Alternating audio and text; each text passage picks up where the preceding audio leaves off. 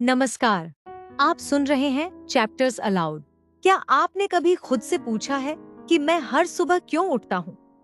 मेरे जीवन का उद्देश्य क्या है? क्या केवल पैसा कमाना, नौकरी करना और जिम्मेदारियां निभाना ही जीवन है? इन्हीं सवालों का जवाब खोजती है जापान की विश्व प्रसिद्ध पुस्तक इकिगाई। जापानी भाषा में इकिगाई का अर्थ है जीने का कारण, वह वजह जो आपको हर सुबह उत्साह के साथ उठने के लिए प्रेरित करती है।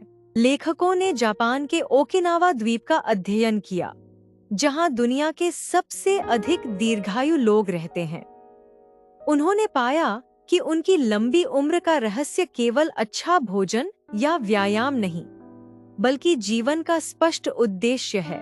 पहला सिद्धांत, अपना उद्देश्य खोजिए। हर व्यक्ति के भीतर कोई न कोई विशेष प्रतिभा होती है, लेकिन हम में से अधिकांश लोग केवल दूसरों की अपेक्षाओं को पूरा करने में लगे रहते हैं और अपनी वास्तविक रुचि को भूल जाते हैं। इकिगाई कहती है कि अपने आप से 4 प्रश्न पूछिए।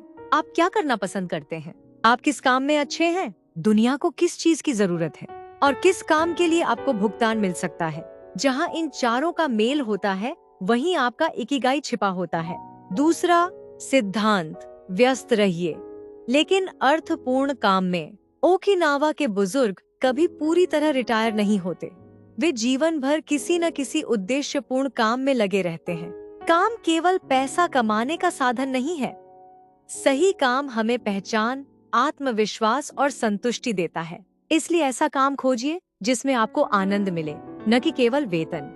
तीसरा सिद्धांत, धीरे चलिए। आज की दुनिया हर चीज जल्दी चाहती है, जल्दी सफलता, जल्दी पैसा, जल्दी परिणाम। लेकिन इकिगाई सिखाती है कि प्रकृति की हर सुंदर चीज समय लेती है।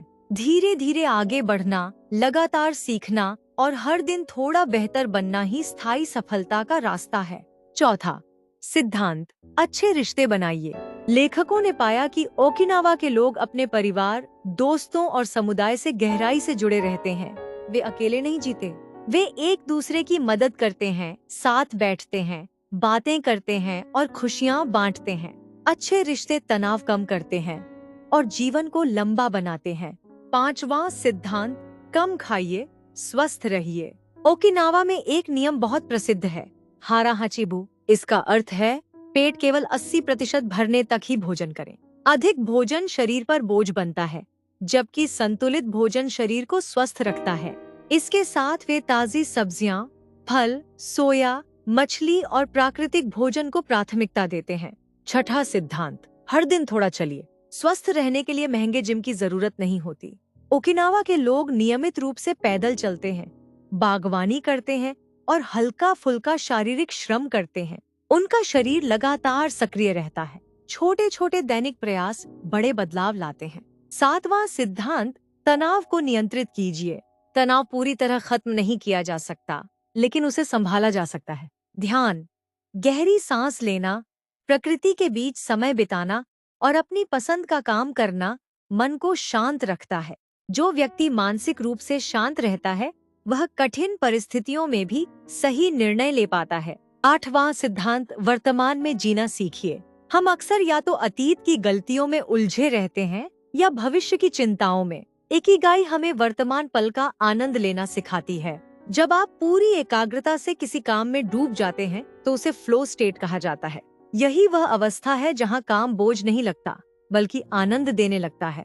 नौवां सिद्धांत, छोटी छोटी खुशियों का आनंद लीजिए। जीवन केवल बड़ी उपलब्धियों का नाम नहीं है। सुबह की ताजी हवा, परिवार के साथ चाय, एक अच्छी किताब, दोस्तों के साथ हंसी, यही छोटी छोटी बातें जीवन को सुंदर बनाती हैं। जो व्यक्ति इन पलों की कद्र करना सीख जाता है, वही वास्तव में खुश रहता है। अंतिम संदेश, इकिगाई हमें सिखाती है कि लंबी और खुशहाल जिंदगी का रहस्य किसी जादुई फॉर्मूले में नहीं, बल्कि छोटी छोटी अच्छी आदतों में छिपा है।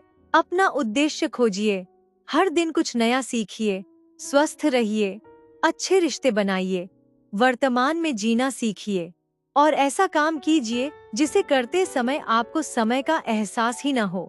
याद रखिए, जीवन का उद्देश्य केवल लंबा जीना नहीं, बल्कि हर दिन पूरे अर्थ और खुशी के साथ जीना है।